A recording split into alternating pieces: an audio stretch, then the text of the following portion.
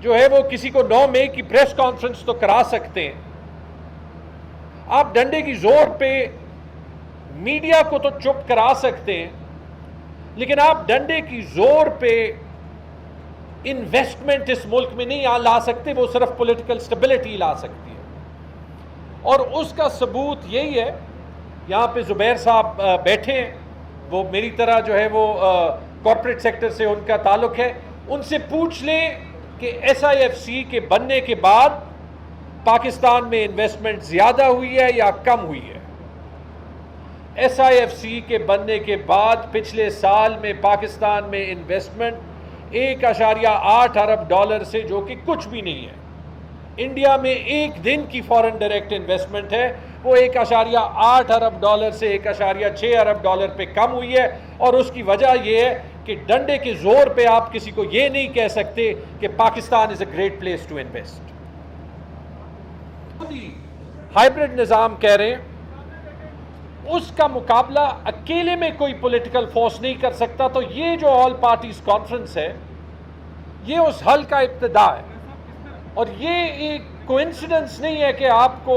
یہاں پہ صرف تقریریں کرنے کے لیے بھی ایک عدد ہوٹل میں کسی نے آپ کو جو ہے وہ اجازت نہیں دی، اور آپ کو یہاں کھوکر صاحب کے گھر میں جو ہے وہ یہ باتیں کرنے کی جو ہے وہ ضرورت پڑی، کیونکہ یہ نظام برداشت نہیں کر سکتا۔ تو سب سے پہلی چیز، یہ تحریک جو ہے وہ ہر پولیٹیکل فورس نے چلانی ہے، اور ہر پولیٹیکل فورس میں ہر اس بندے نے چلانی ہے جس کا یہ ماننا ہے کہ ہمارے مسائل کا حل پاکستان کا آئین ہے۔ یہ جو آل پارٹیز کانفرنس ہے، یہ تحریک تحفظ آئین پاکستان کی آل پارٹیز کانفرنس ہے، تو اگر حل آئین کا ہے تو پھر اس میں ہم صرف پی ٹی آئی کے ریپرزینٹیٹیوز ہو کے، یا پشتونخوا ملی عوامی پارٹی کے ریپرزینٹیٹیوز ہو کے، یا بلوچستان یا سندھ یا خیبر پختونخوا یا لیفٹ کے پارٹیز کے یا رائٹ کے پارٹیز کے ہو کے اس کا حل ہم نہیں ڈھونڈ سکتے، کیونکہ اکیلے یہ نظام جو ہے وہ ہر ایک کا مقابلہ کر دے گا، لیکن when we are united تو یہ مقابلہ نہیں کر سکے گا۔ دوسری بات، سمپل بات ہے، جو ہمارے معاشی مسئلوں کا حل ہے وہ بھی پولیٹیکل سٹیبلٹی میں۔ یہ جو انفلیشن 40% سے 3% پہ آئی ہے، یہ جا کے ابھی یہاں پہ باہر سڑک پہ جائیں، یہ بہت بڑی سڑک ہے لیترار روڈ، یہاں پہ لوگوں سے پوچھیں کہ ان کو جو ہے وہ کوئی بینیفٹ اس کا محسوس ہو رہا ہے،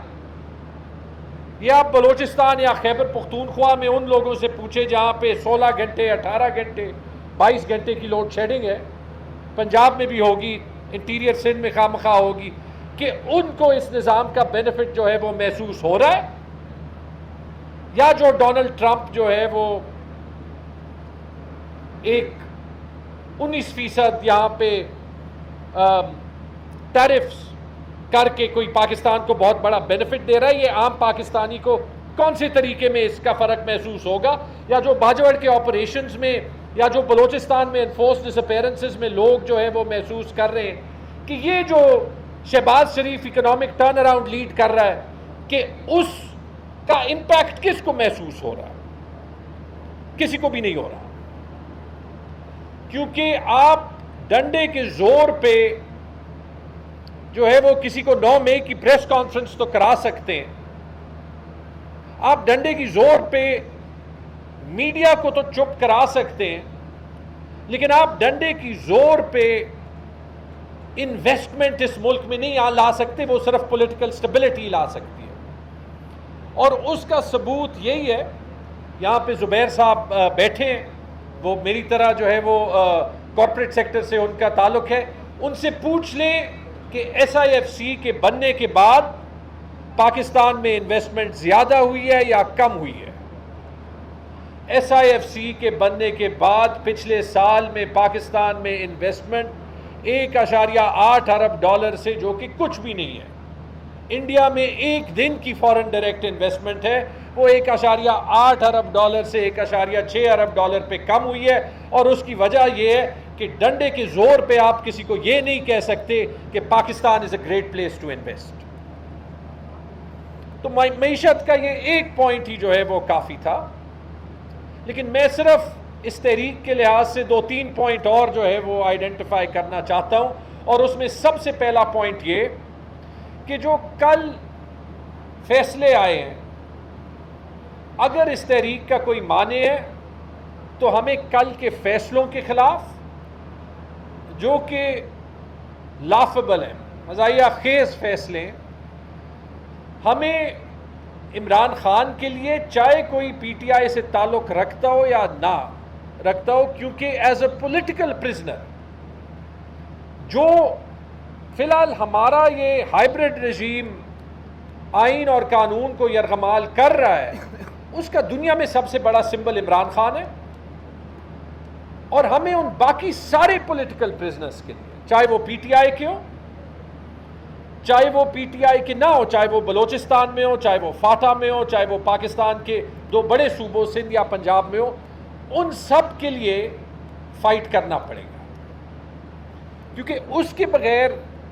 یہ تحریک بے معنی ہوگی۔ دیکھیں، میں یہ کل کا فیصلہ پڑھ رہا تھا، ایکچولی یہاں پہ میرے ذہن میں یہ آیا کہ میں اس میز کے نیچے دیکھوں کہ کوئی پولیس والا تو نہیں چھپا، یا ان پردوں کے پیچھے جو ہے وہ میں دیکھوں کہ کوئی پولیس والا تو نہیں چھپا، اور یہاں پہ وہ جو ہے وہ سن رہا ہے چپ کے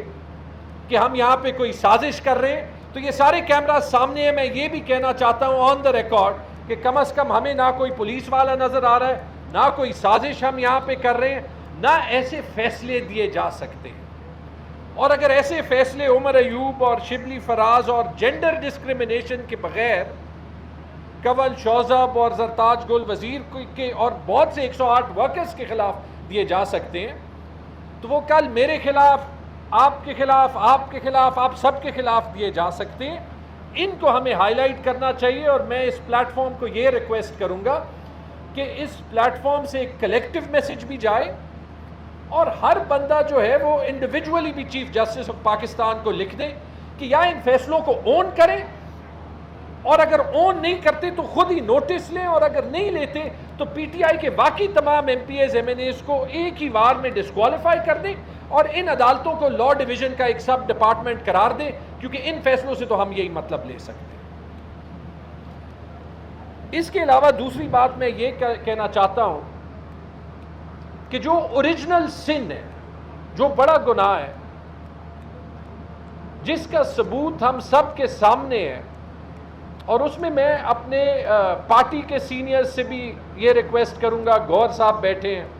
اسد کیسر صاحب بیٹھے ہیں، وہ اوریجنل سن 8 فروری کے الیکشن کا ہے۔ 8 فروری کے الیکشن کا ایک ایسے دن تھا